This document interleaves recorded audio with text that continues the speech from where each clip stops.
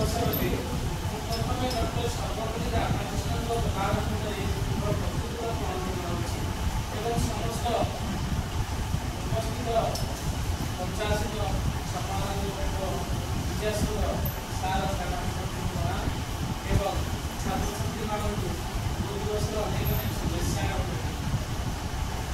ଆମେ ଜାଣିଛେ ପ୍ରତ୍ୟେକ ଜୀବନରେ ଗୁରୁଙ୍କର ଏକ ମହାନ ମହତ୍ଵ ରହିଛି।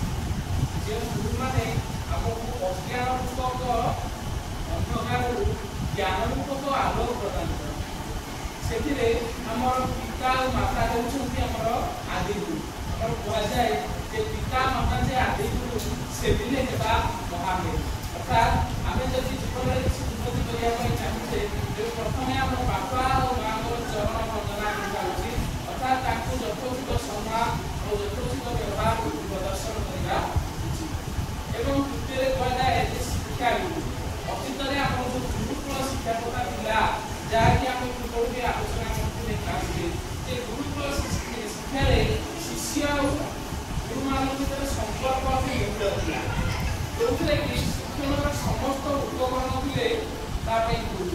ବର୍ତ୍ତମାନ ସମୟରେ ଆମେ ସମାଜକୁ ଆମର ପାଠ୍ୟ ପୁସ୍ତକରୁ ଆମର ଇଣ୍ଟରନେଟରୁ ନ୍ୟୁଜପେପରରୁ ପୁସ୍ତକରୁ ସବୁଆଡୁ ପାଠ ପଢ଼ୁଛୁ, କିନ୍ତୁ ସେ ସମୟରେ ଏତେ ମାଧ୍ୟମ ଶିଖିବାର ନଥିଲା।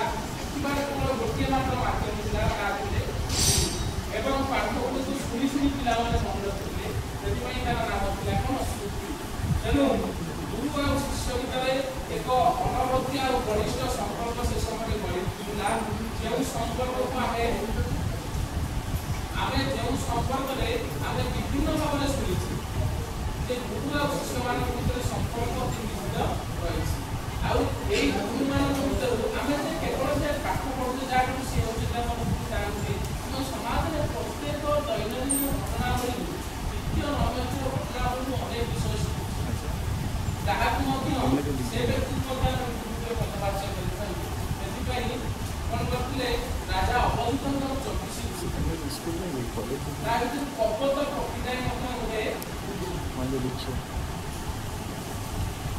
ଏବଂ ଗୁରୁ ଆଉ ଶିଷ୍ୟର ପାରମ୍ପରିକ ଯେଉଁ ବୈଦିକ ସମ୍ପର୍କ ତାକେ ଆବାହମାନ କାଳରୁ ପୁରାତନ ଯୁଗରୁ ବୈଦିକ ସଭ୍ୟତାର ସମାଜରେ ରହିଛି, ଯେଉଁଥିରେ କି ବେଦ ମନ୍ତ୍ରର ଉଚ୍ଚାରଣରୁ ସମଗ୍ର ବିଶ୍ୱକୁ ଏ ଆର୍ଯ୍ୟଗତ ଜ୍ଞାନର ଆଭାରେ ଉଦ୍ଭାସିତ କରିବାରେ ଯେଉଁ ବଳିଷ୍ଠ ଭୂମିକା ଗ୍ରହଣ କରିଛି, ଗୁରୁ ଆଉ ଶିଷ୍ୟଙ୍କର ସମ୍ପର୍କ ହେଉଛି ଏକ ବଳିଷ୍ଠ ଭୂମିକା।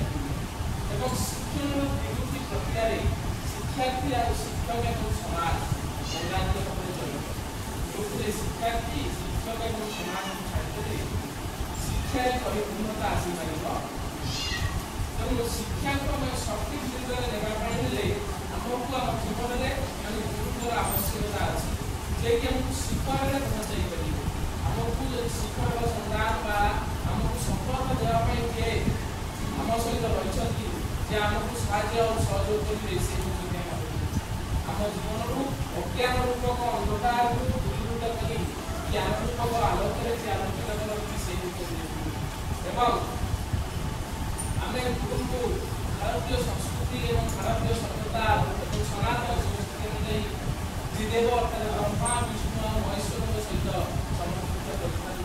ଏବଂ ଜୀବନର ଆମେ ଯେତେବେଳେ ଆଦ୍ୟ ଓଁକାର ଶିଖିଲେ, ସେତେବେଳେ ଆମର ପ୍ରଥମ ଗୁରୁ ଥିଲେ ମା, ଏବଂ ତାପରେ ଆମେ ପରିବାରରୁ ଶିଖିଲେ, ପଡ଼ୋଶୀଠାରୁ ଶିଖିଲେ, ଏବଂ ଯେତେବେଳେ ବିଦ୍ୟା ଆରମ୍ଭ କଲେ ବ୍ରହ୍ମା ବିଷ୍ଣୁ ଆଉ ମହେଶ୍ୱର ତିନି ସୁରରୁ ଆମର ଜ୍ଞାନର ଆରମ୍ଭ ହେଲା। ସେ ଜ୍ଞାନର ଭଣ୍ଡାରକୁ ଯେ ପରିପୂର୍ଣ୍ଣ କରିଥିଲେ ସେ ହେଉଛନ୍ତି ଗୁରୁ। ଏବଂ ଗୁରୁଙ୍କର ଜୀବନରେ ସେ ରାସ୍ତା ଏବଂ ଗୁରୁ ଆମେ କହୁ ଦୁଇଟି ହେଉଛନ୍ତି ସମାନ ଜିନିଷ। ଯେମିତି ରାସ୍ତା ନିଜେ ପ୍ରତ୍ୟେକ ଦିନ ଅନ୍ୟମାନଙ୍କୁ ପାଠ ଦେଖାଇ ଦେଉଛି, କିନ୍ତୁ ଗୁରୁ ସେ ଗୋଟେ ଜାଗାରେ ନେଇକି ପ୍ରତ୍ୟେକ ଦିନ କେତେ କେତେ ଶିକ୍ଷାର୍ଥୀଙ୍କର ଭବିଷ୍ୟତକୁ ସଠିକ୍ ଦିଗରେ ନେଇ ପହଞ୍ଚାଉଛନ୍ତି। ତେଣୁ ଜଣେ ଶିକ୍ଷକଙ୍କ ପାଖରେ ସବୁ ଶିକ୍ଷାର୍ଥୀମାନଙ୍କ ପାଇଁ ସମାନ ମନୋଭାବ ଥାଏ, ସବୁ ଶିକ୍ଷାର୍ଥୀଙ୍କ ପାଇଁ ସମାନ ପ୍ରେରଣା ଥାଏ ଏବଂ ସମସ୍ତ ଶିକ୍ଷକମାନଙ୍କ ପାଇଁ ସମାନ ଉତ୍ସାହ ଥାଏ। ଗୁରୁ ସର୍ବଦା ଚେଷ୍ଟା କରିଥାନ୍ତି ଶିକ୍ଷାର୍ଥୀମାନଙ୍କର ଉନ୍ନତି, କଲ୍ୟାଣ ଆଉ ବିକାଶ। ଆଉ ପ୍ରତ୍ୟେକ ଗୁରୁ ଚାହିଁଥାନ୍ତି ଶିଷ୍ୟାବିଚ୍ଛେଦ କରାଯାଏ, ଅର୍ଥାତ୍ ନିଜ ଶିଷ୍ୟଠାରୁ କରାଯାଏ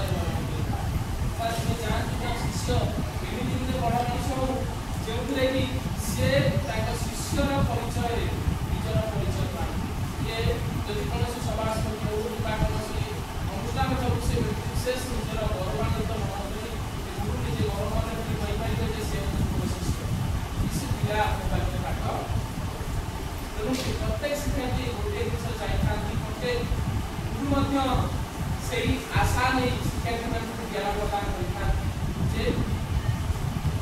मोर गुरु मदद ज्ञान को जीवन में शीर्ष स्थान